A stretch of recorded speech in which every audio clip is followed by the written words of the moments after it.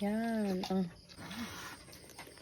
Kahit masama yung pakiramdam, basta ito ang ulam, ay di bale, makakain tayo ng kanin. Hi guys, magandang gabi sa inyong lahat. So yun, hindi maganda ang aking boses kasi yun, masama ang pakiramdam. Nilalagnat po ako.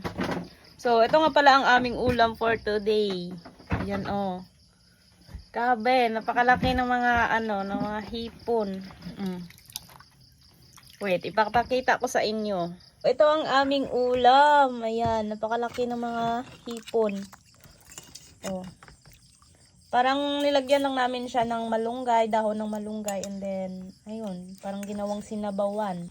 So, kahit masama yung pakiramdam, basta ito ang ulam, ay, di bale, makakain tayo ng kanin. So, yun, kain po tayo. Yan o. Tira. Okay.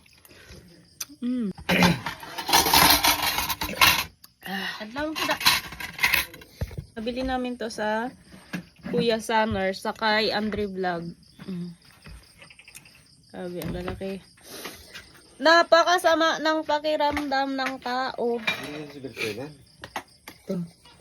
Po. Dali na. Let's eat together. Ay, nagniwang siya. Niwang ito. Nice. Ayan. For today's video, guys. Bahaw ito nga ito. Yan. Ano man si dito yung sobra kung may bata dito ang nagahulat. Ikaw na, Nay. Ikaw na, Nay. Ikaw na, Nay. Ganun.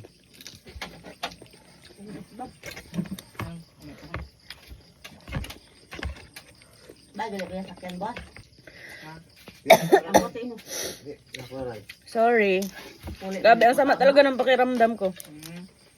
Nilalagnat po talaga ako. Paano na ito? Antas mo ka? Sigol ko rin, hindi. Ito may dugo ko.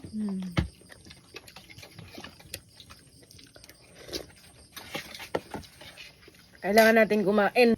Kaninang umaga, tsaka nung tanghali, hindi pa ako nakakain ng kanin. Ngayon lang talaga. Mang ano na siya, mang ulam. So, yun lang. Yan sila ni Mama, oh. Yan. Si Lester, yung pamangkin ko. So, tara, kain po. Bye-bye. Thank you for watching. Ingat kayo palagi. God bless.